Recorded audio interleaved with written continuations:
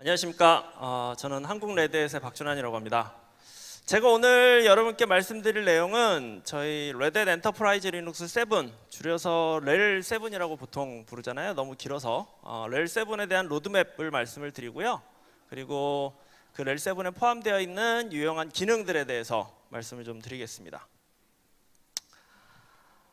먼저 지금 저희 레드햇 엔터프라이즈 리눅스라고 하는 운영체제가 현재 어느 위치에 와 있는지에 대해서 먼저 말씀을 좀 드리겠습니다.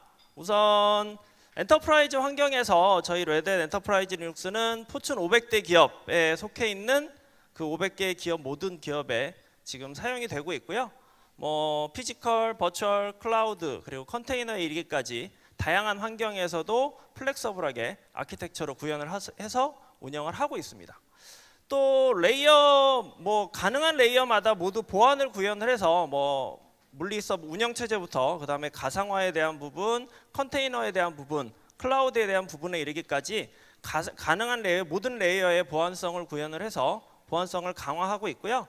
다음에 10년의 안정성, 저희가 라이프 사이클이 10년입니다. 그래서 10년의 안정성을 위해서 어플리케이션에 대한 ABI나 KABI 같은 것들을 제공을 해드리고 있죠. 그리고 전 세계에 있는 미션 크리티컬한 증권거래소라든가 아니면은 그 밀리터리 이런 곳에도 워크로드를 운영을 하고 있고요. 그 외에도 스케일업이나 스케일아웃이 가능한 플렉서블한 운영 체제를 현재 사용하고 계십니다. 자, 그러면 레드햇 플랫폼의 앞으로 발전 방향에 대해서 잠깐 말씀을 드릴 건데요. 현재 여러분도 잘 체감을 하시겠지만 워낙 IT 시장이 빠르게 변화하고 있다 보니까 그런 빠르게 변화하는 부분을 따라가기 위해서 중요한 것 중에 하나가 민첩성이 될 겁니다. 그래서 저희 레드햇은 그 민첩성을 따라가기 위해서 운영체제가 그 민첩성에 대한 부분을 소화하기 위해서 최선의 노력을 다하고 있고요.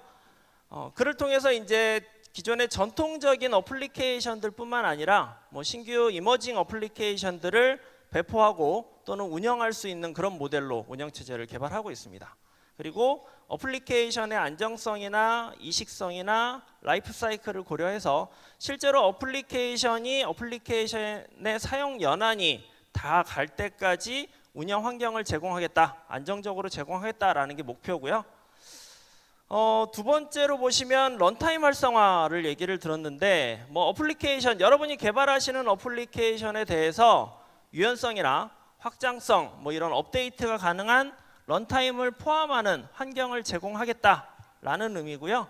이 의미는 앞서 말씀드렸던 것과 같이 현재 IT 시장의 트렌드가 되고 있는 데브옵스 개발 방법론이라든가 아니면은 그 도커 또는 컨테이너 기술, 이런 기술들에 분명히 연관성이 있는 부분입니다.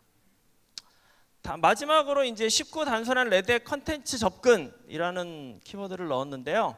보시면 여기 계신 분들이 아마 리눅스를 어느 정도는 하시는 분들이지 않을까라는 생각을 하고요. 어느 정도 접해서 사용해 본 경험이 있는 분들일 거라고 생각을 하는데 저희 레드햇 제품이 아니더라도 리눅스를 사용해 보신 경험들이 있겠죠. 여러분이 가지고 계시는 그 기술, 그거를 가지기 위해서 여러분이 공부한 시간이 굉장히 많을 거라고 생각을 하고요.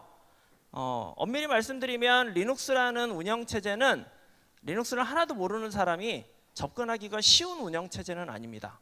그만큼 진입장벽이 어느 정도 있다라고 말씀을 드릴 수가 있는데 그런 진입장벽을 낮추기 위해서 개발이나 유지보수 등이나 이런 것들을 고객이 좀 더 편하게 할 수 있게끔 고객의 커스터마이징이 가능한 환경, 이런 환경들을 만들어 드리기 위해서 레드햇이 고민을 하고 준비를 하고 있습니다.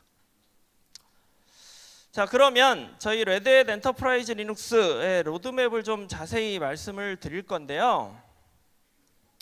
먼저 이제 전체 로드맵 개요를 말씀을 드리겠습니다. 현재 저희가 그 출시해서 사용하고 계시는 제품이 렐7 현재 7.2 버전까지 출시가 되어 있고요. 6 버전은 6.8 버전, 그리고 5 버전은 5.11 버전이 출시가 되어 있는 상태입니다. 스테이블 버전으로 사용이 가능한 상태고요. 기존의 렐4, 렐3와는 달리 렐5 버전부터는 라이프 사이클을 저희가 10년 주기로 바뀌면서 기존의 7년에서 10년으로 변경이 되면서 기존에는 마이너 버전의 업데이트가 한 6개월에서 8개월에 한 번씩 업데이트가 됐었습니다. 5.1에서 5.2 업데이트 될 때, 5.2에서 5.3 업데이트 될 때 뭐 한 6개월에서 8개월, 뭐 길게는 한 10개월 정도에 한 번씩 업데이트가 되었다면, 지금 라이프 사이클이 10년으로 바뀌면서 마이너 버전의 업데이트가 이제는 보통 1년에 한 번 정도의 주기로 변경이 됐습니다. 그래서 현재 보시는 것처럼 로드맵이 준비가 되어 있고요. 그리고 레드햇에서는 개발자들의 원활한 개발을 위해서 소프트웨어 컬렉션이라는 것과 디벨로퍼 툴셋이라는 것을 준비를 하고 있는데, 이 소프트웨어 컬렉션과 디벨로퍼 툴셋은 뭐냐면, 저희 레드 엔터프라이즈 리눅스 배포판 안에는 프로그래밍 언어, 뭐 펄이나 파이썬이나 뭐 노드.js 같은 것들, 그 다음에 오픈 데이터베이스, MySQL, MariaDB, 몽고DB, 포스트그레스QL 이런 것들 있죠. 그리고 뭐 아파치라던가 아니면은 뭐 엔진엑스, 뭐 기트 이런 것들이 포함이 되어 있는데, 배포판을 만들 때 그 버전을 매칭을 시키고 그게 10년 동안 가다 보니까 굉장히 올드한 버전이 나중에 생길 수가 있습니다. 그래서 MySQL이 지금 뭐 6버전 쓰고 있는데 렐에는 4점대 버전이 들어가 있다, 뭐 이런 경우가 생길 수도 있고요. 올드한 버전이 들어갈 수도 있는데, 소프트웨어 컬렉션과 디벨롭 툴셋은 그런 부분들을 최신의 버전으로 레드햇이 기술 지원까지 제공을 하겠다라고 해서 별도의 채널을 관리를 하는 거고요. 이런 부분들은 여러분이 렐 서브스크립션을 가지고 계시면 지원을 받을 수 있는 형태로 사용하실 수가 있습니다. 그래서 그렇게 두 가지까지 저희가 준비를 하고 있고, 조금 더 디테일하게 보시자면 렐 7 버전 같은 경우에는 현재 x86 기반의 시스템 아키텍처에서는 64비트만 지원을 하고 있죠. 그리고 뭐 저희 도커나 컨테이너를 최적화해서 사용할 수 있는 아토믹 호스트라는 제품도 꾸준히 업데이트할 수 있고요. 업데이트하고 있고, 여러분이 서브스크립션만 가지고 계시면 사용할 수 있는 형태로 준비가 되어 있습니다. 그리고 최근에 이제 커뮤니티 배포판들이 암칩 아키텍처를 지원하고 있잖아요. 그래서 그런 부분들도 아직 저희가 뭐 기술적으로 제품이 나왔거나 하진 않지만 현재 개발 단계에서 렐 7 버전을 기반으로 해서 테스트를 진행하고 있습니다. 그래서 금년 말 정도에 7.3 버전이 나올 예정으로 지금 준비가 되어 있고요. 그 다음에 6 버전은 뭐 6.8 버전 현재 스테이블 버전으로 사용하고 있고, 5 버전 같은 경우에는 2015년도 말에 5.11 버전이 출시가 됐습니다. 그리고 나서 현재까지는 이제 보안에 대한 이슈들, 그리고 버그에 대한 부분들, 이런 부분에 대한 업데이트가 계속해서 이루어지고 있고요. 라이프 사이클이 종료되는 시점은 2017년 3월이 종료 예정입니다. 얼마 남지 않았죠. 이 라이프 사이클이 10년이지만 거의 10년이 다 됐기 때문에 얼마 남지 않은 기간이고요. 만약에 이제 지금 현재 렐5를 운영 중이신데 조금 더 운영을 해야 된다 라시는 경우에는 ELS라고 하는 서브스크립션을 별도로 구매하셔서 최장 3년까지 추가로 지원을 받으실 수도 있습니다. 가능하면 업데이트하는 걸 권장을 해드리지만 뭐 피치 폰탈 사정이 있기 때문에 ELS도 사용하실 수 있고요. 자, 다음에 소프트웨어 컬렉션하고 디벨로퍼 툴셋인데요. 이 부분은 잘 모르시는 분들이 꽤 많이 계세요. 그래서 강조를 하는 부분이고요. 현재 지금 스테이블 버전은 2.2 버전, 소프트웨어 컬렉션은 2.2 버전이고 디벨로퍼 툴셋은 4.1 버전으로 현재 스테이블 버전으로 준비가 되어 있습니다. 제공해드리는 뭐 프로그래밍 언어는 루비나 파이썬, 아까 말씀드렸던 뭐 펄 이런 것들이 제공이 되고요. 뭐 DB는 MariaDB, 포스트그레스QL, 뭐 MySQL 이런 것들이 제공이 되고요. 디벨로퍼 툴셋은 소프트웨어 컬렉션의 일부분인데 정말 개발을 위한 개발 툴들이 들어 있습니다. 그래서 GCC나 GDB나 이클립스 같은 것들, 그리고 퍼포먼스 툴들 이런 것들이 들어 있는 게 디벨로퍼 툴셋이고요. 이런 그 솔루션들이 다 이 버전 안에 최신 버전으로 해서 현재 탑재가 되어 있습니다. 특이사항으로는 2016년 6월, 금년 6월이죠. 6월 달에 단넷 코어도 포함이 됐습니다. 올해 초에 단넷을 오픈소스로 개발하겠다라고 발표를 했었잖아요. 그러면서 6월 달에 단넷 코어가 포함이 돼서 이 RHSCL 이용하시면 사용해 보실 수 있고요. 다음에 주의사항으로는 디벨로퍼 툴셋이 지금 현재 4.1 버전이 릴리즈 돼 있다라고 말씀을 드렸잖아요. 다음에 나오는 올해 말에 나올 예정 버전이 6.0 버전입니다. 5점대 버전은 릴리즈가 되지 않을 예정이고요. 이유는 GCC 버전에 맞추기 위해서 이번에 나오는 6.0 버전에 GCC 6 버전이 들어가서 그 버전을 맞추고자 6 버전으로 업데이트를 할 예정입니다. 그래서 금년 말에 3.0과 6.0 버전으로 현재 제공될 예정으로 있습니다.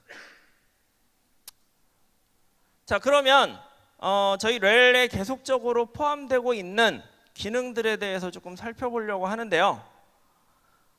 먼저 보안적인 트렌드를 먼저 살펴보겠습니다. 기존의 전통적인 보안 트렌드를 보시면 이제 스캐닝을 좀 자동화해서 보안에 어떤 이슈가 있는지 이런 것들을 좀 자동화하는 프로세스, 그 다음에 메모리 프로텍션을 경쟁시키는 뭐 그런 부분들도 포함이 되고요. 그리고 뭐 런타임 프로텍션들, 이런 부분이 보안의 약간 트렌드였다면 이제 새로운 트렌드가 될 것이다라고 저희가 생각하는 부분은 우선 컨테이너에 대한 격리, 아이솔레이션 부분, 이런 부분에 대한 보안성이 중요시 될 것이다라고 저희가 뭐 예상을 하고 있고요. 그 다음에 가상머신, 그리고 컨테이너, 패키지, 얘네들이 다 하나의 시스템에 올라갈 수 있을 겁니다. 그러면 걔네들 간에 뭔가 체인 오브 트러스트, 저희 뭐 우리나라 말로 번역하면 신뢰 사슬 정도로 번역이 가능한데 조금 이상하죠?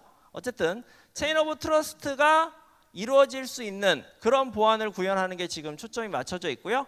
그 외에도 뭐 빌드 타임에 대한 프로텍션들, 이런 부분들이 저희가 이제 초점을 맞추고 있는 보안에 대한 부분이고요. 이런 초점을 맞추고 있는 부분들을 저희가 구현하기 위해서 다양한 부분들에 대해서 이제 업데이트를 하고 있습니다. 대표적으로 뭐 SSD 같은 경우에 저희가 업데이트를 계속 지속적으로 하고 있고요. 그리고 오픈스카프, 국내에서는 오픈스카프가 많이 사용되지는 않고 있습니다만 해외에서는 굉장히 각광받고 있는 툴이기도 합니다. 그래서 오픈스카프에 대한 그 업데이트도 꾸준히 이루어지고 있고요. 그 외에도 뭐 스마트 카드에 대한 AD 서포트라든가 이런 부분들이 지속적으로 업데이트가 되고 있습니다. 다음은 스토리지에 관련된 부분입니다. 전통적으로 스토리지에 대한 트렌드를 보시면 우선 메모리하고 디스크는 분명히 레이어를 구분지어서 사용을 했었고요. 그 다음에 전체 스토리지들은 항상 PCI 버스에 위치해 있어서 PCI 버스를 통해서 사용할 수 있게끔 그렇게 구성이 돼 있었고, FC하고 이제 이더넷을 통해서 스위치 패브릭으로 그렇게 연결이 돼서 사용을 하는 그런 형태였다면, 이제 새로운 형태의 스토리지로 어떻게 바뀔 것이냐, 지금 트렌드가 바뀌고 있는 부분을 보시면 먼저 퍼시스턴트 메모리, 그러니까 지속성이 있는 메모리죠. 지속성이 있는 메모리가 메모리 버스에 다이렉트로 연결되는 구조를 가져갈 것이다 라고, 현재 지금 그렇게 나오는 제품들이 좀 있죠. 이런 구조를 가져갈 것이다 라고 얘기를 하고 있고요. 그 다음에 PCI 스위치, 기존의 그 패브릭에 대한 스위치가 아니라 PCI 스위치를 이용해서 쉐어드 스토리지의 어떤 로 레이턴시를 구현할 수 있게끔 그런 기능들도 지금 준비가 되고 있습니다. 그래서 구조는 뭐 이런 메모리 버스에 퍼시스턴트 메모리가 다이렉트로 연결이 되고, PCI 버스에 뭐 로컬 플래시하고 그다음 PCI 스위치가 같이 연결이 돼서 이 스위치를 통해서 다양한 쉐어드 스토리지를 쓸 수 있는 그런 환경으로 지금 저희가 바라보고 있고요. 향후에는 NVMe가 최근에 뭐 많이 각광을 받고 있죠, 속도 때문에. 그래서 NVMe가 좀 더 활성화될 것이다 라고도 얘기를 하고 있고, 그 다음에 이제 전체 스토리지 레이어를 하나의 통합된 관리 시스템으로 관리할 수 있는 부분, 그리고 뭐 티어 매니지먼트나 뭐 캐피시티 옵티마이제이션, 이런 부분들이 진행될 것이다 라고 저희가 예상을 하고 있습니다. 앞서 말씀드렸던 내용의 기술들도 렐7에 이제 반영하기 위해서 저희가 기술적으로 굉장히 노력을 하고 있고요. 뭐 여기 보시는 것처럼 퍼시스턴트 메모리에 대한 부분들을 활용할 수 있는 방안들이 마련되어 있고, 가상 머신들, 그리고 패러럴 NFS에 대한 사용들, 이런 부분들도 업데이트해서 지속적으로 기능에 대한 부분들을 업데이트하고 있습니다. 다음은 네트워킹에 대한 부분인데요. 개인적으로는 아마 가장 빠르게 발전하는 분야가 아닐까라는 생각을 할 정도로 굉장히 급격하게 변하고 있고 많은 기술들이 나오고 있는 분야인데, 전통적으로 봤을 때 PCI 패스스루나 아니면 SRIOV 같은 다이렉트 하드웨어 액세스가 가능한 기술들을 이용해서 사용을 했었고요. 그 다음에 버추얼 머신하고 컨테이너를 리눅스 브릿지 그리고 OVS 이런 기술들을 이용해 가지고 네트워킹을 구현하는데 이게 약간 헤비한 약간 무거운 형태의 네트워킹이 구현이 됐었고요. 이런 형태의 구현이었다면 새로운 형태의 트렌드에는 우선 오픈 V 스위치를 이용하긴 하는데 소프트웨어 디파인드 네트워킹을 이용해서 VM이나 컨테이너가 좀 더 라이트한 네트워킹을 사용할 수 있도록 그런 형태의 기술들이 개발이 되고 있고요. DPDK 이 DPDK와 OVS를 이용해서 좀 더 오픈 스택이나 클라우드에 대한 분야가 좀 더 활발히 좀 더 네트워킹에 대한 부분이 좀 더 활발히 이루어질 수 있도록 준비를 하고 있습니다. 그 외에도 뭐 오버레이 네트워크나 뭐 이런 부분들이 좀 더 중점이 되고 있고요. 그래서 네트워킹 부분도 뭐 다양한 형태로 기술들을 업데이트를 하고 있습니다. 뭐 라이트웨이트 터널링에 대한 기능들을 좀 더 경량화시키는 부분이라든가 뭐 다양한 기능들이 네트워킹 기능들이 추가가 돼서 진행되고 있습니다. 다음에 메모리 관리 부분인데 아무래도 업데이트하면서 성능에 대한 이슈가 많이 발생하는 부분들이 성능에 대한 뭐 어떤 초점을 맞춰야 되는 부분들이 보면 보통 커널 아니면 메모리 이런 부분들이 많잖아요. 그래서 메모리에 대한 부분도 굉장히 신경을 많이 썼습니다. 우선 뭐 메모리 퍼포먼스로 보자면 기존의 6TB에서 12TB까지 테스트를 해서 운영할 수 있는 환경을 제공하고 있고요. 병렬로 누마 노드에 대한 메모리 얼로케이션, 메모리 할당을 가능하게 해서 아주 대형 시스템, 대형 메모리 시스템도 충분하게 누마 시스템을 활용할 수 있는 그런 시스템 구조가 지금 들어가고 있습니다. 그리고 퍼시스턴트 메모리 앞서 말씀드렸는데 이 퍼시스턴트 메모리에 대해서 바이트 단위로 액세스가 가능한 구조를 만들었고요. 그런 바이트 단위로 액세스가 가능하다 보니까 파일 시스템의 메타데이터나 트랜잭션 로그들을 그 퍼시스턴트 메모리에서 활용할 수 있는 그런 기술들도 추가가 됐고요. 그 외에도 스케줄러나 뭐 락킹 시스템에 대해서 조금 기술에 대한 발전이 있었습니다. 마지막으로 커널에 대한 부분을 말씀을 드리면 우선 뭐 커널의 퍼포먼스도 우선 288개 CPU까지 테스트가 돼서 사용이 되고 있고 사용할 수 있게끔 저희가 준비를 했고요. 그 다음에 캐시 라인하고 그 다음에 락킹에 대한 그 오버헤드를 줄이고 그 경합을 통해서 거기에 대한 오버헤드를 줄이는 기능들도 포함이 됐고요. 그 외에 커널 디버거들에 대한 업데이트도 포함이 돼서 좀 더 세밀한 커널 디버깅이 가능하게끔 그렇게 기능들이 업데이트가 되고 있습니다. 마지막으로 이제 코어 서비스 부분인데요. 이제 사용자 관점에서 렐 7이 업데이트되면서 나와 있는 여러 가지 유용한 기능들이 어떤 기능들이 있는지 제가 좀 추려봤습니다. 우선 튠디 같은 경우에는 아마 여기 계신 분들 리눅스를 써보셨다면 대부분 써보시지 않았을까라는 생각이 들 정도로 굉장히 유명한 툴이죠. 렐 5 버전에서도 출시가 됐었지만 그때는 리얼타임 커널에서만 사용을 할 수 있었고요. 렐 6와 렐 7에는 기본으로 포함이 됐는데 렐 7 7.2 버전부터는 데몬리스, 그러니까 데몬 형태로 구동이 되는 게 아니라 명령어 형태로 그냥 구동이 되는 형태로 변경이 됐습니다. 그래서 좀 더 오버헤드를 감소시킬 수 있는 그런 형태로 발전이 됐고요. 리어라고 하는 그 재해복구 툴이 있습니다. 릴렉스 앤 리커버의 약자인데요.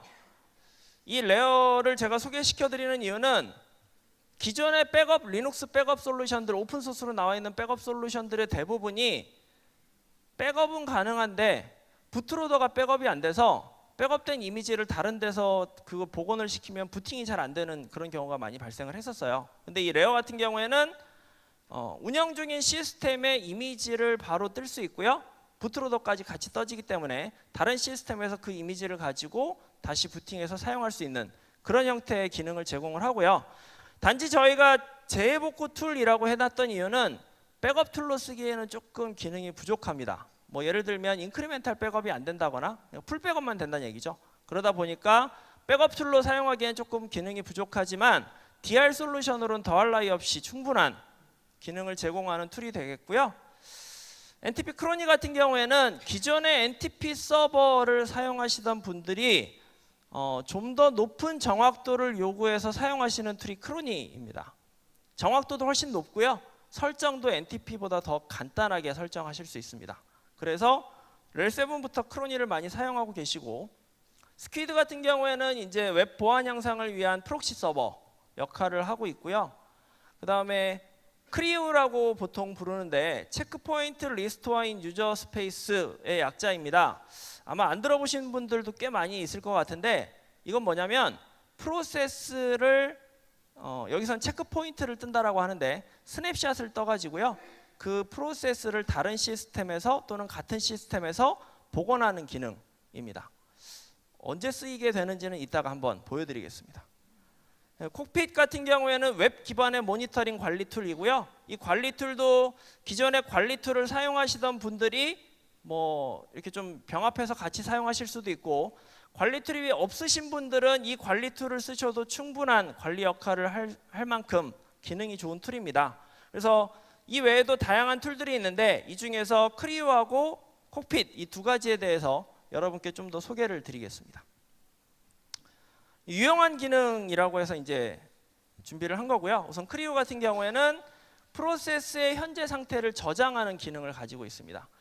동작되고 있는 프로세스를 체크 포인트를 뜨게 되면 뭐 일종의 스냅샷이라고 생각하셔도 됩니다. 체크 포인트를 뜨면 그 바로 이전 상태까지에 대한 정보가 저장이 되는데, 어떤 형태로 저장이 되냐면 하나 이상의 이미지 파일로 저장이 됩니다.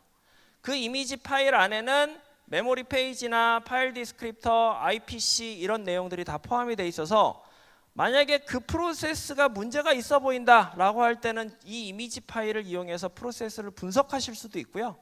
그렇지 않다라면 그 프로세스에 저장된 이 이미지 파일들을 이용해서 다른 시스템 혹은 같은 시스템에서 다시 복원을 할 수 있는 기능도 포함되어 있습니다. 이 크리우가 만들어진 거는 최초에 HPC 컴퓨터 때문에 만들어졌어요. HPC 컴퓨터에서 하나의 어플리케이션으로 수백 대의 시스템을 돌리다 보니 그 어플리케이션이 문제가 발생이 되면 수백 대의 아이들 시스템이 발생을 하게 되잖아요. 그래서 그걸 방지하기 위해서 이제 만들어진 처음에 시작된 프로젝트고요. 현재는 컨테이너 기술의 접목이 돼서 사용이 됩니다. 갑자기 HPC에서 쓰는 건데 뜰 리는 없겠죠.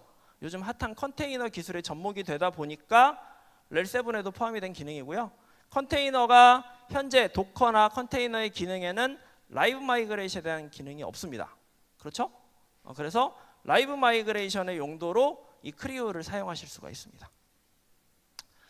라이브 프로세스 마이그레이션, 서비스의 가용성을 지속하기 위해서 어플리케이션 서버에서 운영하고 있는 태스크를 다른 얼터너티브 서버로 마이그레이션하고 그 다음에 메인터넌스를 진행해야지만이 서비스의 가용성을 지속시키실 수가 있습니다. 그렇죠?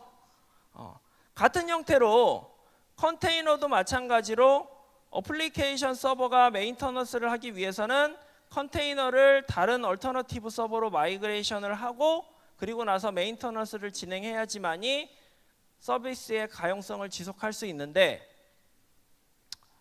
문제는 이 컨테이너가 마이그레이션하는 기능이 기본적으로 없다라는 게 문제죠. 그래서 크리우를 이용해서 지금 보시는 화면처럼 구현을 하실 수가 있는데, 지금 보시는 화면은 크리우 프로세스 마이그레이션을 하는 GUI 화면입니다. 웹상에서 이제 구현하는 화면이고요. 첫 번째 이 박스가 지금 보시는 거는 GIF 파일입니다. 제가 동영상을 뭐 넣기는 좀 그래서 GIF로 바꿔가지고 넣었고요. 이게 지금 첫 번째 서버입니다. 가상 머신이고요. 두 번째 가상 머신, 이렇게 두 개의 시스템이 있고 컨테이너가 이쪽에서 돌고 있고요. 이 컨테이너는 어떤 역할을 하냐면 동영상을 웹으로 스트리밍하는 서비스를 구현하게끔 했습니다. 그래서 컨테이너에서 웹 서비스로 동영상을 이렇게 스트리밍해라 라고 명령을 내려놨고, 이 컨테이너를 마우스로 드래그해서 이쪽으로 옮기면 마이그레이션이 진행되고요. 그러면서 동영상은 계속해서 돌아가는 것을 보실 수가 있죠. 즉 컨테이너가 다른 호스트로 넘어가면서 라이브 마이그레이션이 되면서 지속적으로 서비스는 계속하고 있다. 이게 이제 크리우로 구현한 라이브 마이그레이션, 컨테이너에 대한 라이브 마이그레이션 기능입니다. 아직까지 이 기능을 다 구현하기에는 조금 테크 프리뷰에 대한 기술들이 있어서 조금 무리가 있지만 시간이 조금 지나면 여러분도 충분히 사용하실 수 있는 형태로 진행될 거라고 생각이 되고요. 다음에 콕핏입니다. 콕핏을 사용하시는 분들도 있고요. 뭐 한번 보고 사용 안 하시는 분들도 있는데, 우선 웹 기반으로 시스템을 관리하는 툴입니다. 웹 기반으로 시스템을 관리할 수 있고요. 설치는 패키지만 설치하시면 됩니다. 패키지만 설치하시고 데몬만 구동하시면 바로 사용하실 수 있습니다. 데몬 구동하시면 바로 9090번 포트로 해서 서비스가 오픈이 되고요. 커버로스나 AD 같은 SSO 시스템도 사용이 가능하고요. 다음에 여기 네 번째 줄 보시면 제로 메모리 앤 프로세스 풋프린트 온 더 서버 when not in use라고 돼 있잖아요. 사용 안 할 때는 메모리나 프로세스 풋프린트가 제로래요. 저도 이게 믿기지 않아서 제가 시스템에서 확인을 한번 해봤습니다. 콕핏을 서버를 설치하고요, 패키지 설치하고 데몬 구동을 한 다음에 그 다음에 프로세스의 상태를 확인해 봤습니다. 보통 PS-EF 옵션으로 프로세스 리스트 보잖아요. 아무리 검색해도 콕핏이 안 나와요, 프로세스가. 그런데 제가 다른 시스템에서 그 콕핏 설치한 그쪽으로 웹으로 접근을 한 다음에 프로세스 리스트를 확인해 보면 바로 뜹니다. 즉 실행되기 전에는 메모리에 올라가지 않는다라는 얘기예요. 그만큼 자원을 절약할 수 있다라는 기능이 포함되어 있고요. 다이나믹한 업데이트 기능이 포함이 되어 있습니다. 그리고 마지막으로 기존에 사용하시던 시스템과 혼용해서 또는 API만 가지고 시스템에 붙여서 사용하실 수 있는 장점도 가지고 있습니다. 자, 이게 콕핏 콕핏의 웹 UI, 웹 UI 화면입니다. 웹 UI 화면이고요. 첫 페이지가 이제 대시보드 화면인데 CPU, 메모리, 디스크 I/O, 네트워크 트래픽 이런 부분들이 기본적으로 출력이 되고요. 그 다음에 시스템 상태라던가, 그다음 파워도 여기에서 리스타트, 스타트 이런 것들을 진행하실 수 있고, 퍼포먼스의 프로파일도 나옵니다. 얘가 레이턴시 중심이냐, 퍼포먼스 중심이냐 이런 부분들도 다 표현이 되게 돼 있고요. GIF로 제가 이것도 동영상으로 하기 그래서 이렇게 실시간으로 대시보드에서 출력이 되는 화면을 보실 수가 있습니다. 자, 그리고 두 번째로 서비스 탭인데요. 서비스 탭에서는 시스템에서 사용하고 있는 서비스들의 리스트가 전부 출력이 됩니다. 현재 동작하고 있던 동작하지 않던 간에 전체가 다 출력이 되고요. 다음에 그 서비스 하나를 클릭해서 들어가면 그 서비스에 대해서 시작을 하거나 스탑하거나 리스타트하거나 이런 관리들, 그리고 enable, disable에 대한 관리 이런 부분들도 가능하고, 서비스에 대한 로그만도 따로 이렇게 보실 수가 있습니다. 그래서 그 서비스를 관리하기 위해서 서비스에 대한 부분들을 이렇게 페이지를 마련을 해놨고요.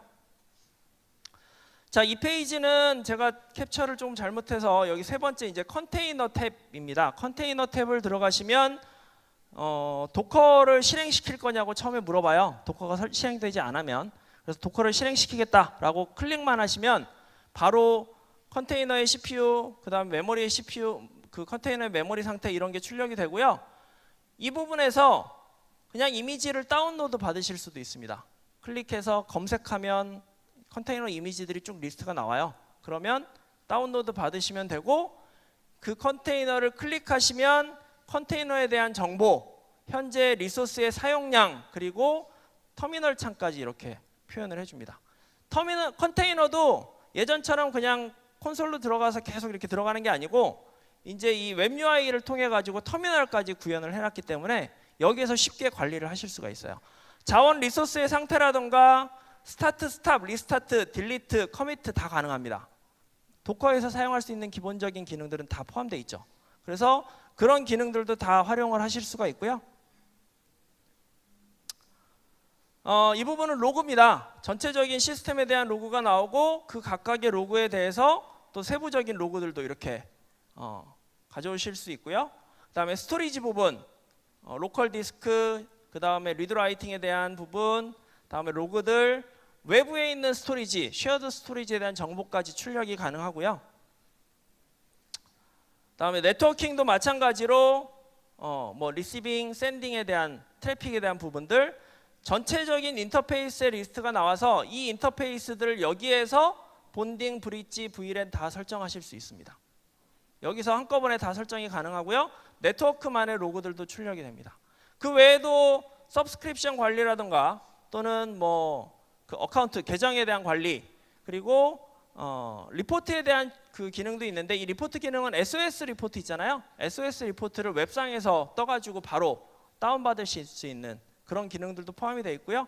그 외에 이제 서버의 터미널 접속도 가능한 그런 구조로. 그래서 이 웹 UI 하나만 가지고도 전체 시스템을 통합적으로 관리할 수 있게끔 만들어 놓은 툴이 이 콕핏이라는 툴이고요. 제가 오늘 준비한 내용은 여기까지입니다. 제가 지금 말씀드린 내용들하고 유용한 기능들을 여기 계신 분들이 앞으로 사용하실 때 좀 유용하게 사용을 하셨으면 하는 바람이고요. 시간 관계상 질문은 제가 저 레드앱 부스에 있을 테니까 오시면 제가 답변을 해드리겠습니다. 경청해 주셔서 감사합니다.